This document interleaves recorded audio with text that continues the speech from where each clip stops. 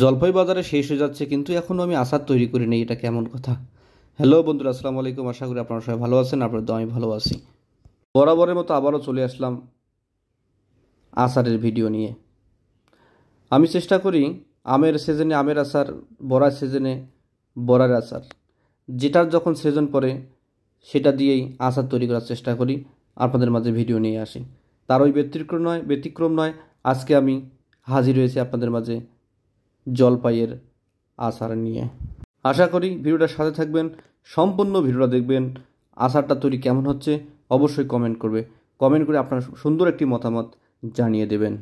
বন্ধুরা, আচার তৈরি করা হয়নি এখনও, বাজারে জলপাই শেষ হয়ে যাচ্ছে। এই চিন্তাটা আমার মাথায় যখন আসলো, বিষয়টা কেমন লাগলো, না জলপাইয়ের আচার তৈরি করতে হবে। সেজন্য চলে গেলাম বাজারে।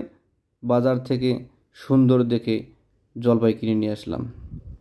কিনে নিয়ে এসে আচার তৈরি করার জন্য যে সকল উপকরণ প্রয়োজন সব কিছু রেডি করে নিলাম। জলপাইগুলোকে পরিষ্কার করে সুন্দর করে কেটে নিলাম। কেটে নেওয়ার পরেই কড়ার মধ্যে দিয়ে উপকরণগুলো দিয়ে বসিয়ে রাখলাম। আচার যেভাবে তৈরি করা হয় তার প্রক্রিয়ায় চলে গেলাম।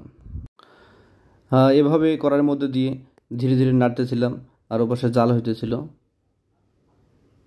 এভাবেই দেখতে দেখতেই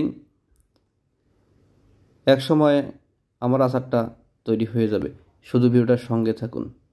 কালারটা কেমন হয়েছে অবশ্যই কমেন্ট করে জানিয়ে দেবেন। তার ফাঁকে আপনাদের একটা কথা বলি, আপনারা সবাই চেষ্টা করবেন যখন যেটা সিজন পড়বে সে সিজনটা অনুযায়ী যেটা তৈরি হয় সেটা তৈরি করার চেষ্টা করবেন। যদি কোনো কিছু তৈরি না হয়, সেটা পাকে খাওয়া যায়, কাঁচায় খাওয়া যায়, চেষ্টা করবেন। কেননা এটা তো বছরে একবারই আসে। যাই হোক, আগের মতো নাই, এখন কিন্তু সারা বছরেই সব কিছু পাওয়া যায়। কিন্তু তারপরেও সিজন ওয়াইজ একটা জিনিসের স্বাদ থাকে অন্যরকম। জিনিসটা সুস্বাদু হয়, ভালো লাগে খাইতে।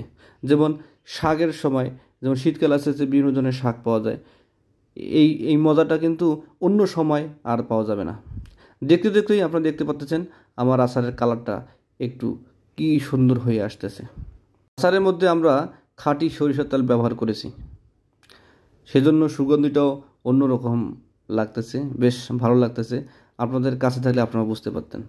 আপনারা কালারটাই দেখেন, একবারে অথেন্টিকভাবে কত সুন্দরভাবে আমরা আচার তৈরি করতেছি। যাই হোক বন্ধুরা, অনেক বকবক করলাম, আপনারা তো দেখতেই আছেন একবারে শুরু থেকে শেষ পর্যন্ত কীভাবে আচারটা তৈরি করলাম। যাই হোক, আপনাদের মাঝে কেমন লাগতেছে জানি না, যদি ভালো লেগে থাকে অবশ্যই জানিয়ে দেবেন। আর কালারটা কেমন হয়েছে সেটাও জানিয়ে দেবেন। স্বাদটা কিন্তু অসাধারণ হয়েছে। সবাইকে ধন্যবাদ জানাচ্ছি ভিডিওটির সাথে থাকার জন্য। ভালো থাকবেন, সুস্থ থাকবেন। আসসালামু আলাইকুম ওয়া রাহমাতুল্লাহ।